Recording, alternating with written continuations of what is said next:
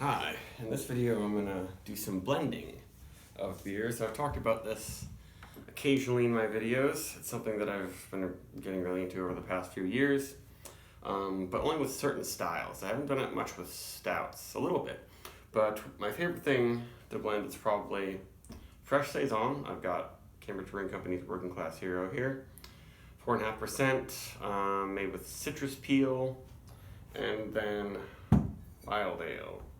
Trillium's Dutchman's Breeches. So this one's a little bit tart, funky, also under 5%, like 4.9%.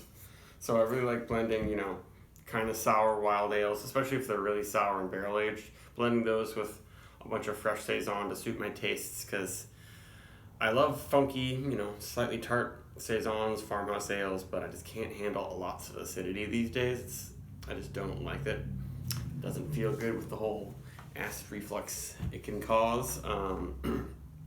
So this is a really nice combination because they're both low alcohol, and this one is not too big on the citrus peel.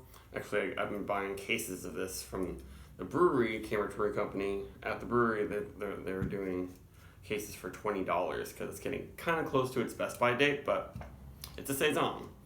It's fine. It's not hoppy. I think just maybe the citrus peel flavor has faded a little bit. So I'm just gonna start with this one. I've never done a review of it or anything. Just try to get the taste of it. It is quite carbonated. Yeah, I think the aroma is just a little bit muted, being almost a month from its Best By date. I'm getting just a little bit of, that grassy kind of apricot quality from the yeast. It's not big and bubblegummy, which is nice.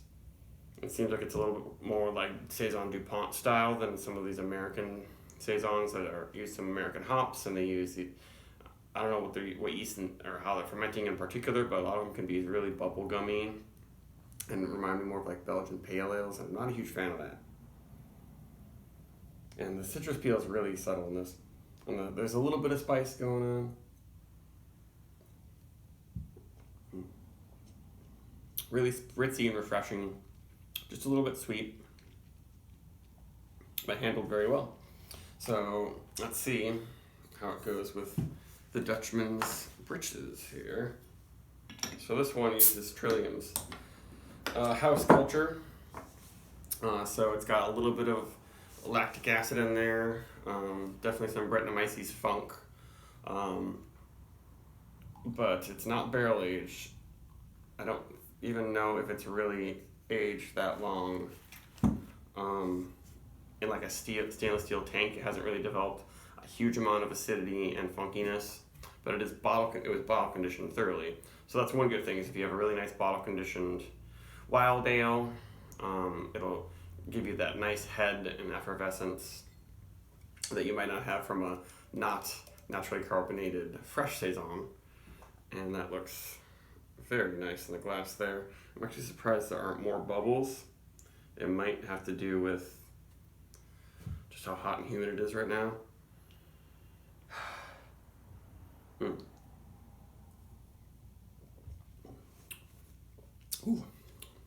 Wow, it adds so much Brett funk. The Brett brings lots of earth, lots of wildflowers, lots of hay, and just works really, really well. A little bit of acidity. Let's see what it looks like when I get full pour there. Yeah, this is weird. When I had it earlier, there were just lots of bubbles just streaming up. I did a little Instagram story when I was in Vermont a week ago of this exact same blend, but it was not great quality. But in that video, I feel like the carbonation looked a little bit crazier.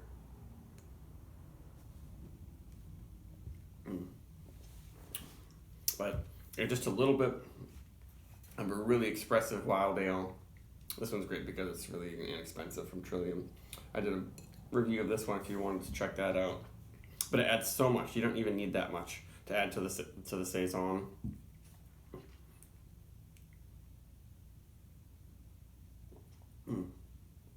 Lightens the body, makes it just mouth-watering. Does add some earth and funk, but this one's, it's not all-out horse blanket, but if you're a little bit, not comfortable with super strong Brett Funk and you get a really Brett Funk forward Wild Ale, do a blend. If it's not sour enough, then mix it with maybe a really sour Berliner Weisse, if that's what you're looking for. But this is just suiting my purposes right now so well. It's so refreshing. And since I got this can for under $1, and this is $2.50, like this blend total is, $3 something, which is pretty awesome for, 24 ounces of liquid. So that's what you can do is spread out your more expensive Wild Ale. So this one's so cheap, but if you get like a really expensive one and you get halfway through it and you're like, oh, this is real sour, real funky, blend it with something else. I'll probably do an IPA blending thing. I find that mixing hazy IPAs to get the exact character that you want is great too. If something's not hazy enough or kind of malty and sweet, or something that's too hazy and it's got throat burn, and it's chalky, you can blend them together to get exactly what you want. And I don't think doing this is a bad thing. Like farmhouse ales and wild ales and barrel-aged beer, blending is a whole big thing. That's the tradition. That's how you kind of get the character you want out of beers that have been aged for so long and they've all developed different character, But I would give this combo like a 4.5 plus. It's really, really, really delicious. So I recommend getting these ones while you can. I guess this is gonna be around forever. They're still gonna keep brewing this one. I believe it's made by Wachusett. And Trillium I guess this is the second in their series of making these simple, inexpensive wild ales, but this one's fantastic. And very happy about this combo. So yeah, if you end up blending together wild ales and saisons, let me know what you like maybe. Bye.